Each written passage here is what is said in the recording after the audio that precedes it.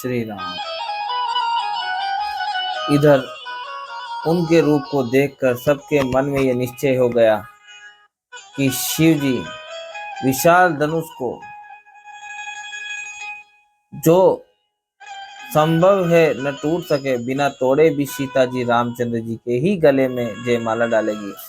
अर्थात दोनों तरह से ही हमारी हार होगी और विजय श्री रामचंद्र जी के हाथ रहेगी। यो सोचकर वे कहने लगी, है भाई, ऐसा विचार कर यश प्रताप बल और तेज गंवाकर अपने अपने घर चलो।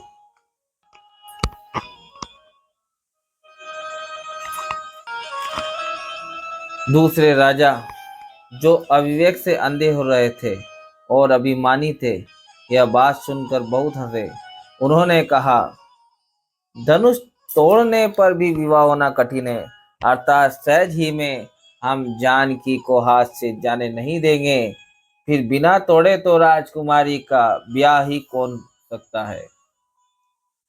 काल ही क्यों न हो, एक बार तो सीता के लिए उसे भी हम से युद्ध में जीत लेंगे। यह घमंड की बात सुनकर दूसरे राजा, जो धर्मात्मा हरिभक्त और सयाने थे, मुस्कुराए।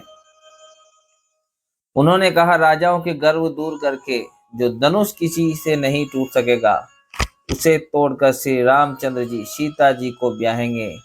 रही युद्ध की बात, सो महाराज दशरथ के रण में बाके पुत्रों को युद्ध में तो जीत ही कौन सकता है। गाल बजाकर व्यर्थ ही मत कर मरो, उन मन में लड्डुओं से भी कहीं भूख बुझती है। हमारी परम पवित्र निष्कपट सीख को सुनकर सीता जी को अपने जी में साक्षात जगत जननी समझो। उन्हें पत्नी रूप में पाने की आशा एवं लालसा छोड़ दो और श्री रघुनाथ जी को जगत का पिता परमेश्वर विचार कर नेत्र भर कर उनकी छवि देख लो। ऐसा अवसर बार बार नहीं मिलेगा। सुंदर, सुख देने वाले और समस्त गुणों की राशि ये दोनों भाई शिव जी के हृदय में बसने वाले हैं। स्वयं शिव जी भी जिन्हें सदा हृदय में छिपाए रखते हैं, वे तुम्हारे नेत्रों के सामने आ गए हैं।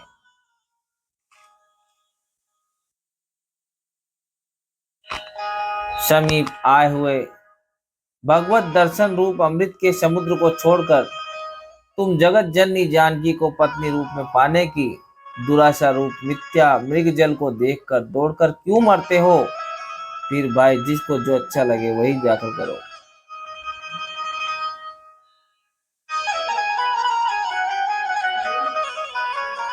हमने तो श्री रामचंद्र जी के दर्शन करके आज जन्म लेने का पल पा लिया,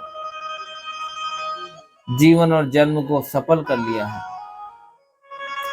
ऐसा कहकर अच्छे राजा प्रेम मग्न होकर श्री राम जी का अनुपम रूप देखने लगे।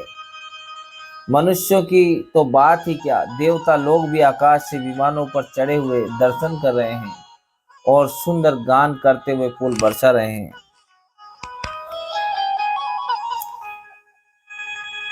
जानी सुवसरु सिय तब पठई जनक बोलाई, चतुर चकी सुंदर सकल सादर चली लवा।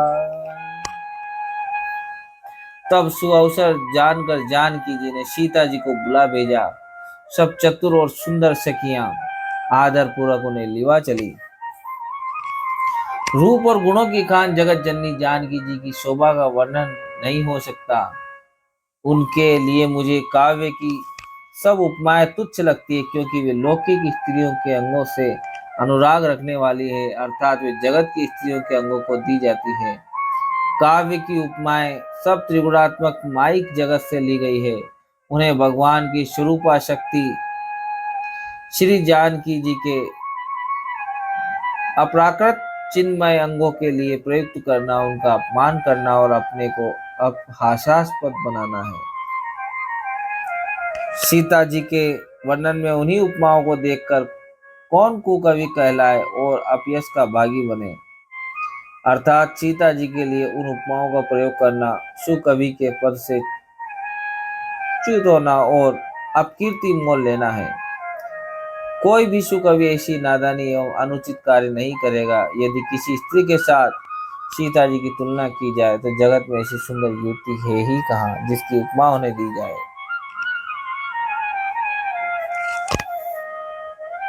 पृथ्वी की स्त्रियों की तो बात ही क्या, देवताओं की स्त्रियों को भी यदि देखा जाए तो हमारी अपेक्षा कहीं अधिक दिव्य और सुंदर है।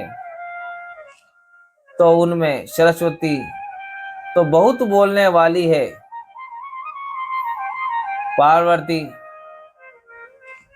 अर्धांगिनी है, अर्थात अर्ध नारी नटेश्वर के रूप में उनका आधा ही अंग स्त्री के शेष आधा अंग पुरुष शिव जी का है। कामदेव की स्त्री रति पति को बिना शरीर का अनंग जानकर बहुत दुखी रहती है और जिनके विष और मध्य जैसे समुद्र से उत्पन्न होने के नाते प्रिय भाई हैं, उन लक्ष्मी के समान तो जानकी जी को कहा ही कैसे जाए। जिन लक्ष्मी जी की बात ऊपर कही गई वे निकली थी खारे समुद्र से, जिसको मथने के लिए भगवान ने अति कर्कश पीठ वाले कच्छप का रूप धारण किया। रस्सी बनाई गई महान विषधर वासुकी नाग की मथाने का कार्य किया अतिशय कठोर मंदराचल पर्वत ने और उसे मथा सारे देवताओं और देवतियों ने मिलकर। जिन लक्ष्मी को अतिशय सौभाग्य खान और अनुपम सुंदरी कहते हैं, उनको प्रकट करने में हेतु बने ये सब असुंदर एवं स्वाभाविक ही कठोर उपकरण। ऐसे उपकरणों से प्रकट हुई लक्ष्मी श्री जानकी जी की क्षमता को कैसे पा सकती है।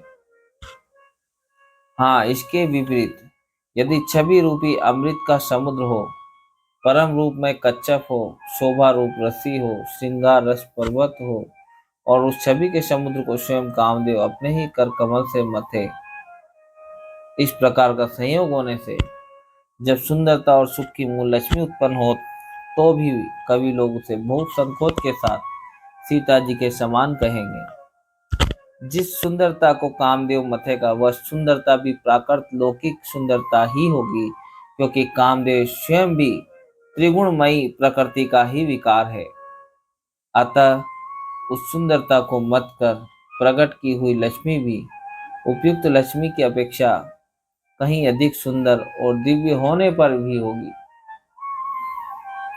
प्राकृत ही, अतः उसके साथ भी जानकी जी की तुलना करना कवि के लिए बड़े संकोच की बात होगी। जिस सुंदरता से जानकी जी का दिव्याति दिव्य परम दिव्य विग्रह बना है, वह सुंदरता उपयुक्त सुंदरता से भी भिन्न अपराकृत है। वस्तुतः लक्ष्मी जी का अपराकृत रूप भी यही है। वह कामदेव के मथने में नहीं आ सकती और वह जानकी जी का स्वरूप ही है, अतः उनसे भिन्न नहीं और उपमा दी जाती है भिन्न वस्तु के साथ। इसके अतिरिक्त जानकी जी प्रकट हुई है स्वयं अपनी महिमा उन्हें प्रकट करने के लिए किसी भिन्न उपकरण की अपेक्षा नहीं है, अर्थात शक्ति मान से अभिन्न अद्वैत तत्व है। अतः एवं अनुपमेय है यही गूढ़ दार्शनिक तत्व भक्त शिरोमणि कवि ने इस अभितोपमालंकार के द्वारा बड़ी सुंदरता से व्यक्त किया है। शयनी सखियां सीता को साथ लेकर मनोहर वाणी से गीत गाती हुई चली। सीता जी के नवल शरीर पर सुंदर साड़ी सुशोभित है। जगत जननी की महान छवि अतुलनीय है। सब आभूषण अपनी अपनी जगह पर शोभित हैं, जिन्हें सखियों ने अंग अंग में भली भांति सजाकर पहनाया है। जब सीता जी ने रंगभूमि में पैर रखा तब उनका दिव्य रूप देखकर स्त्री पुरुष सभी मोहित हो गए। देवताओं ने हर्षित होकर नगाड़े बजाए और पुष्प बरसाकर अप्सराएं गाने लगी। सीता जी के कर कमलों में जयमाला सुशोभित है। सब राजा चकित होकर अचानक उनकी ओर देखने लगे। सीता जी चकित चित्त से श्री राम जी को देखने लगी। तब सब राजा लोग मोह के वश हो गए। सीता जी ने मुनि के पास बैठे हुए दोनों भाइयों को देखा तो उनके नेत्र अपना खजाना पाकर ललचा कर वहीं श्री राम जी में जा लगे, स्थिर हो गए। परंतु गुरुजनों की लाज से तथा बहुत बड़े समाज को देखकर सीता जी सकुचा गई। वे श्री रामचंद्र जी को हृदय में लाकर सखियों की ओर देखने लगी। श्री रामचंद्र जी का रूप और सीता जी की छवि देखकर स्त्री पुरुषों ने पलक मारना छोड़ दिया। सब एकटक उन्हीं को देखने लगे। सभी अपने मन में सोचते हैं पर कहते सकुचाते हैं। मन ही मन में वे विधाता से विनय करते हैं, हे विधाता, जनक जी की मूर्ता को शीघ्र हर लीजिए और हमारी ऐसी सुंदर बुद्धि उन्हें दीजिए कि जिससे बिना ही विचार किए राजा अपना प्रण छोड़कर सीता जी का विवाह राम जी से कर दे। संसार उन्हें भला कहेगा क्योंकि यह बात सब किसी को अच्छी लगती है। हट करने से अंत में भी हृदय जलेगा। सब लोग इसी लालसा में मग्न हो रहे हैं कि जानकी जी के योग्य वर तो यह सांवला ही है। तब राजा जनक ने बंदी जन भाटों को बुलाया। वे विरुदावली वंश की कीर्ति गाते हुए चले आए। राजा ने कहा, जाकर मेरा प्रण सबसे कहो। भाट चले, उनके हृदय में कम आनंद न था।